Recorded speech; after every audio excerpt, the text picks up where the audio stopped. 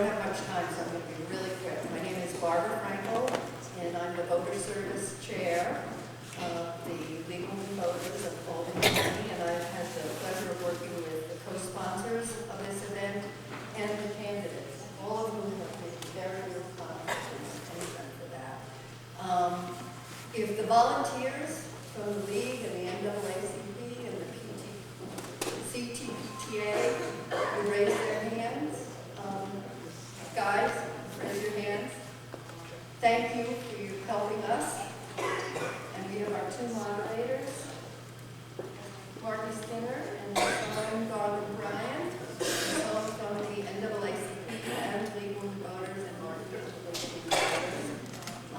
And then finally, I just really wanted to thank the 8 candidates for participating in this event and for your willingness to serve our community by taking an unpaid job, a very difficult job, vying for a difficult job. So thank you. Thank you very much.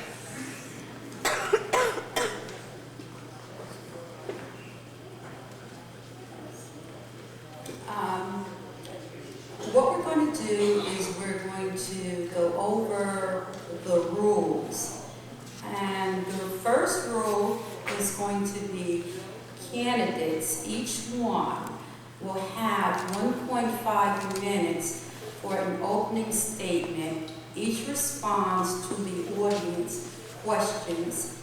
So that means that this is not a debate, this is a forum. You are only to answer the question that is asked to you. And then there will be closing remarks. Okay, so we've already chosen lots for the candidates. They all, you saw that, they all got numbers and they're seated in order. And all the candidates will respond to the same questions. So each one will, number one will start with the opening statements and everyone will make an opening statement. Then number 2 will answer the first question and so on, so that everyone gets to begin one round of responses, and then number 8 will begin the closing statements. We encourage candidates to explain in their opening or closing remarks why they are running for the board and what they have to offer that will inspire voters. We also ask that our audience please refrain from any hand clapping, shouts, or applauses. Okay, and the audience questions, you've had an opportunity up until now to hand them in. They've been screened back there. We encouraged people, we hoped that they would fall into one of several categories based on our understanding of the issues. And yet, if questions come up that don't fit into one of those categories, they'll be asked. The issues were Common Core, receivership to struggling schools in Albany, teacher evaluations, budget and taxes, the grade configuration of the elementary schools and the middle schools, the high school graduation rate and the achievement gap, and parent involvement. So we're hoping that over the course of the next 2 hours that we will cover these topics and your questions are along those lines. And that's the rules. Okay. And the timekeepers, will the timekeepers please raise your hand? These are the timekeepers in front of us. And then the final question will be a yes/no question on the high school, where you're going to ask them all to just raise their hands, yes or no, how they recommend to vote on the high school.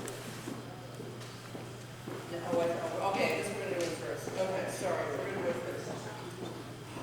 The first reversal was not very good. All right. Cell phones off or on vibrate. People have asked if they can Twitter. We would encourage them. We want the people who aren't here to know what's going on. We have 2 video people who are videoing this evening, and it will be put up on YouTube as soon as they put their videos together. We have 2 people that have asked to take pictures, and we would ask that no one else do that because otherwise it just gets too confusing. There will be a meet and greet at the end, and this is after the closing statements, and that way we can meet and greet and get any materials that these candidates will have. And then finally, I know you want to do it, many of you are here with your candidate that you want to support, but if we want to get as much question and answer in while we're here, we're going to ask you to hold applause until the end so that we can move along. We will have a little bit of a break about halfway through so that you can stand up and stretch. But that's it, and so I think without further ado, we'll have number one, Jen, Vicky, you're number one. Come up and, or not come up, they're going to stand, you're going to sit where you are and you stay. Pass it on. Yeah.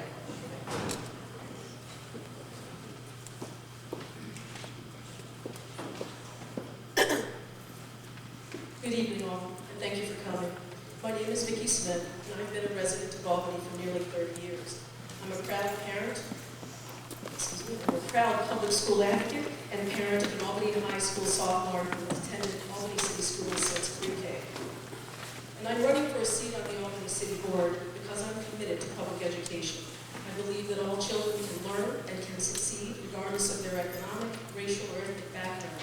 I believe our public school system can and must educate all our children as effectively and as quickly as possible. I believe that we can provide all of our children the education that they so rightly deserve. I want to serve on a board whose members believe that this district can become a high-performing school district, and who understand that if we want our administrators, teachers, and students to perform at higher levels, then so must we as a board. While we currently have a body of very skilled and competent board members, I believe that the board can have an even greater impact if it goes beyond governance by taking ownership of the challenges the district faces and exercises collective leadership for systemic, whole systems redesign that fits the 20th century learners and workers.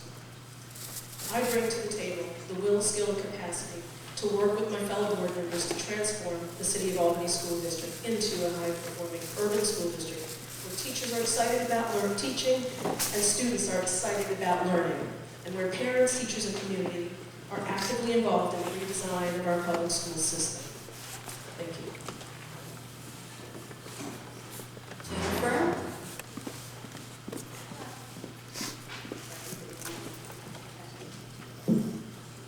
Hola, me llamo Jennifer. Soy una madre de 4 niñas en la escuela. Me gustaría hablar sobre casos muy importantes de la escuela y la seguridad también. My name is Jennifer. I have 4 children currently. I have 10 years of experience in the legislature where I worked on many issues involving schools with BOCES, Department of Education, and funding as well. I believe that I have been able to witness the strengths of our district as well as the challenges from the advocacy that I've done in the classroom and after school mentoring programs. The differences in the languages, socioeconomics, and access in order to ensure equity for all our children must be a priority in Albany. This is our compact as a community to make sure that the tools for success are available to all of our children. This means great teachers, updated classrooms, access to technology, open communication between parents and schools, and a plan that is effective, measurable, and achievable. This is how we produce college-ready high schools, graduates who succeed. Our test scores show that the majority of our 3rd graders are not performing at grade level in either English or math. The board needs to focus on policy that provides teachers and administrators with the support and resources that they need to help the students in the classroom achieve proficiency by grade 3, that those students can begin reading instead of just learning to read. Teachers are spending much time on test and comment work.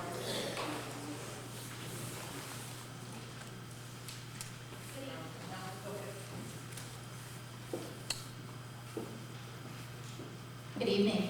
My name is Ellen Roach, and I am running for school board because I believe in the power of public education to change lives and make our country a better place.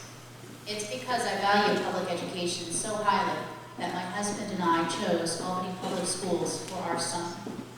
The quality of teaching he has received has been excellent, and his school has exceeded our expectations. I am so happy we were able to choose this environment for him to learn in.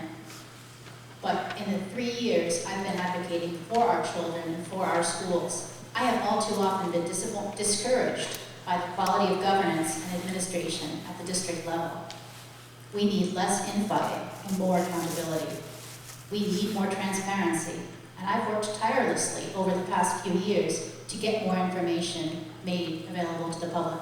We also need more fiscal accountability. Funding for programs that directly benefits children needs to be the board's top priority. Unfortunately, we don't have unlimited financial resources, so we need to do the best we can with what we have. We need to focus on expanding programs that work, not throwing more money on what isn't working. It's vital that we make sure every dollar is used to make the greatest possible difference in the life of a child. As a board member, I will strive to be the best possible steward of our city's resources.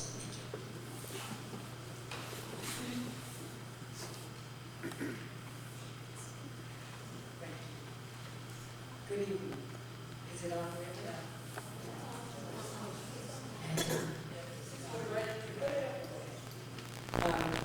Thank you to all the organizers of this event. It's really important to our community. I'm here tonight as a candidate for the Albany City Board of Education. As a resident of Albany for almost 30 years, I am of relative income. I am a proud grandmother of 2 children who have graduated from Albany High, and one still in attendance. I'm a retired social worker and grant writer. A not retired community and social justice activist. I am not a public speaker, really out of my comfort zone here. But as the saying goes, passion overcomes fear. And it's my passion for the future of our children and how we can provide them with an excellent education for them to thrive and become leaders for our community and the nation. Many of you in the audience know me from campaigns and causes as the person behind the scenes doing work that's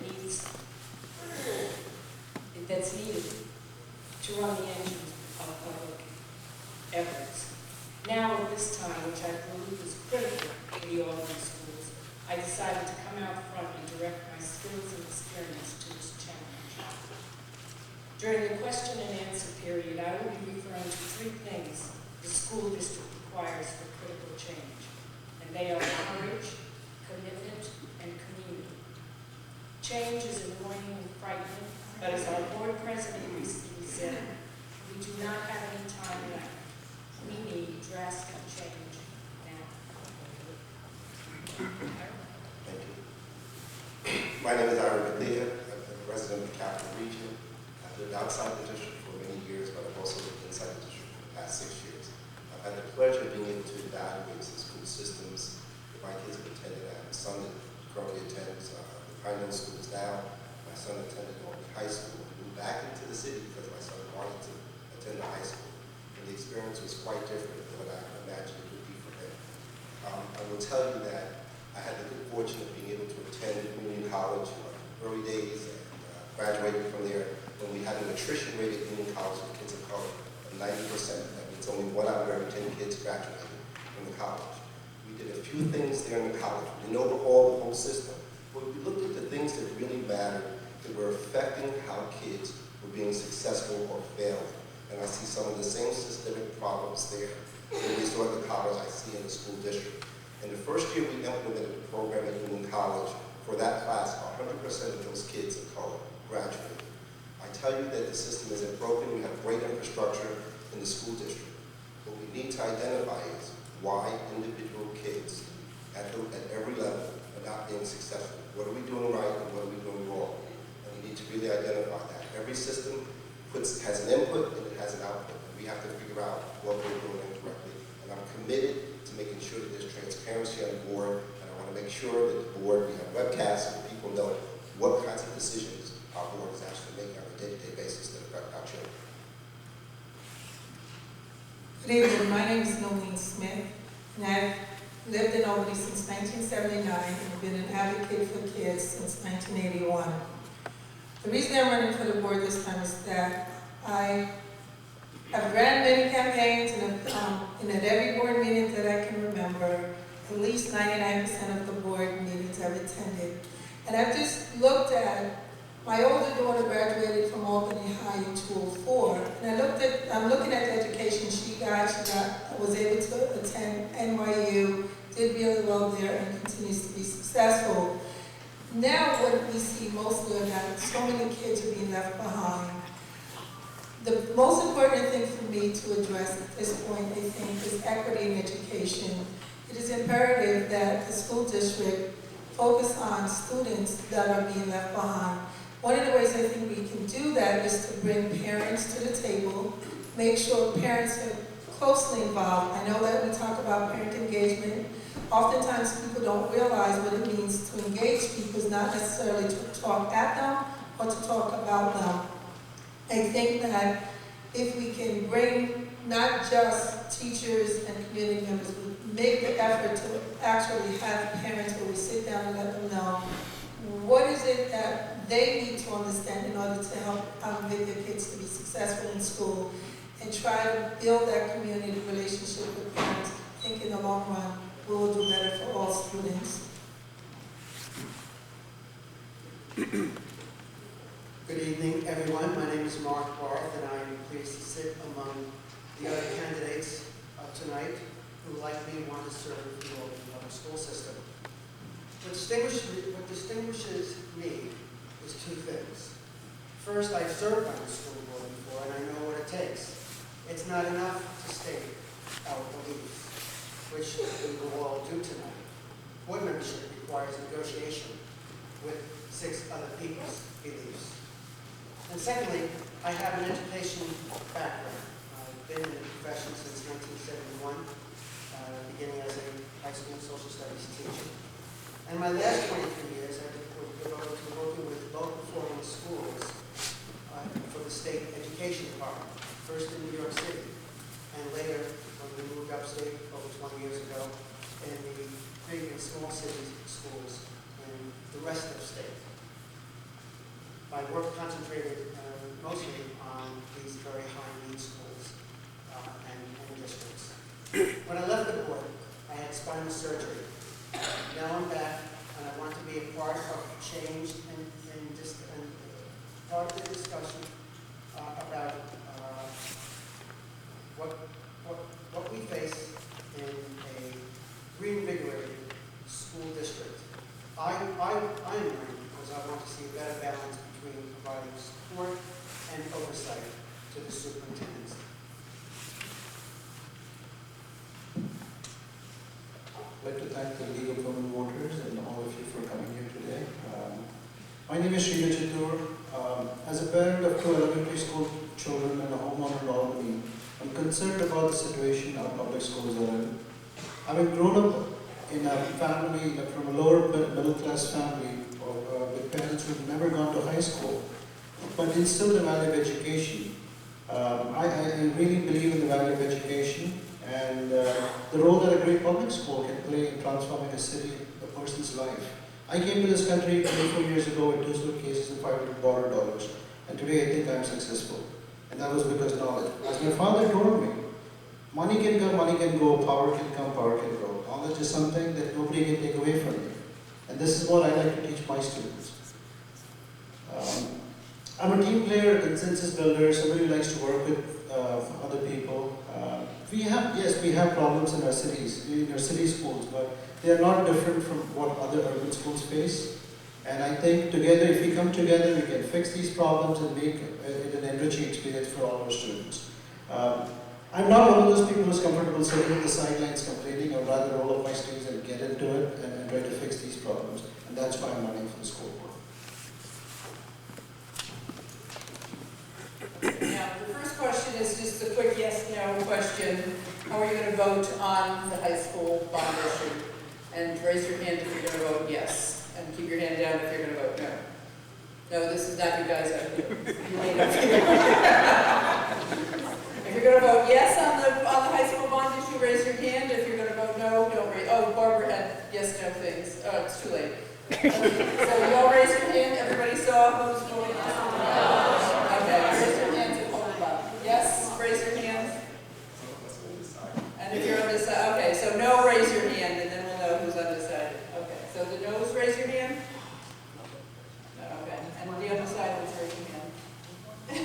Okay, great. That's all. That's the quick answer. Now, Lusona's going to ask the first question, and we kind of did it. I explained it a little bit backwards before. Shadar, you're going to go first, and then Vicki will go across that way. And then the next time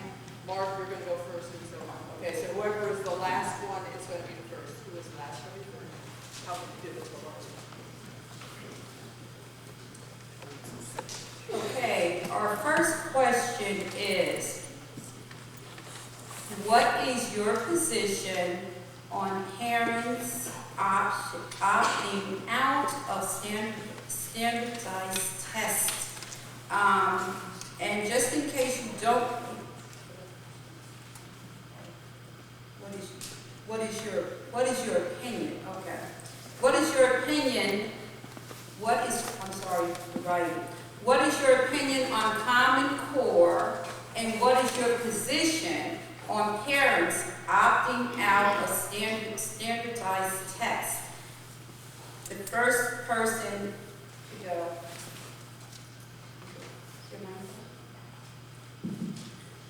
So Common Core is a set of standards, and in that respect, I think having a set of standards is useful because you can measure somebody's achievements based on levels, the goals for them. However, the way it's been implemented in New York State and in most parts of the country has been abysmal. Okay. So in that respect, I think opting out of these tests is a good thing, because what have we done with these tests? We are creating an undue burden on the students without actually providing the feedback they need to measure their success. If it's going to take a year before those results come back to do any intervention, it's too late. I would rather have those standards be there in place but not be tied into student performance and teacher evaluations, and make it more like a metric that can be used to guide the education, not as a punishment.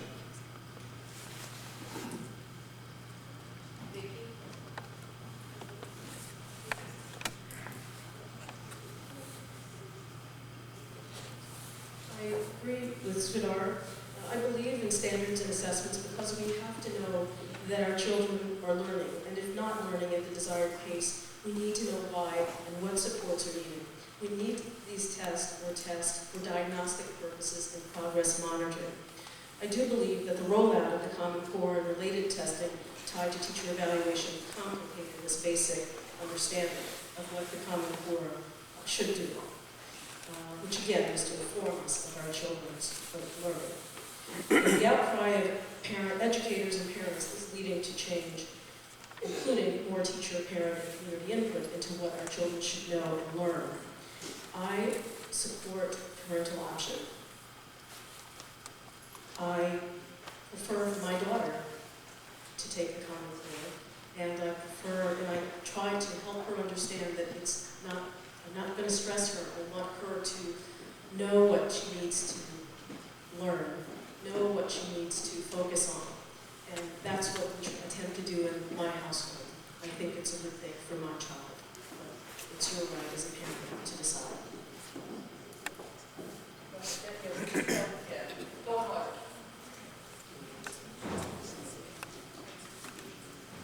I support the uniformity of Common Core. I think that we do need to make sure that our second graders all have a litmus for what is being taught in those classrooms.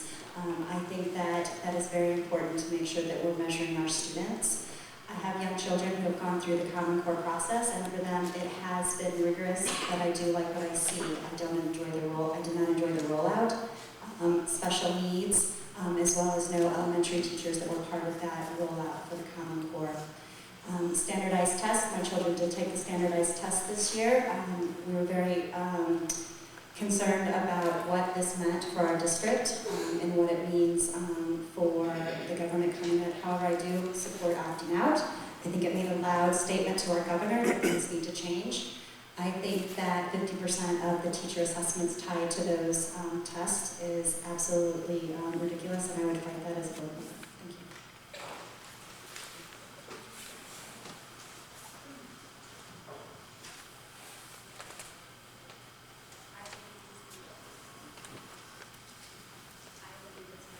Thank you. I believe it's not merely the implementation of Common Core that's the problem, but rather that the Common Core standards are themselves inherently flawed because of the nature by which they came about. I would recommend to those who are not familiar with educational author Diane Ravitch that they read her blog or her book, Reign of Error, for more information. These standards were created by corporate reform advocates whose ultimate goal was to set up public schools to fail, close down public schools, especially in high needs, high poverty, high minority areas, and replace them with charter schools or other private corporate for-profit models. As a result, I do not support the Common Core curriculum, although I do support assessments and standards. There are other tests in place, such as NWEA and MAP, that provide better information about what our children are learning. While my child is only in 2nd grade and has not yet been subject to the New York State standardized tests, I would choose to opt him out when he is in 3rd grade if the tests are still as developmentally inappropriate as they are now.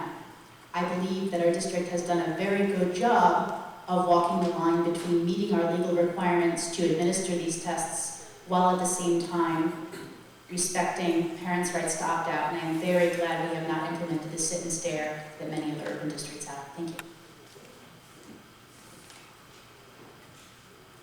Thank you. I really don't even want to talk about the Common Core. Anyone who read the op-ed article in yesterday's TV would have seen a very good analysis of what the Common Core is and what the flaws are.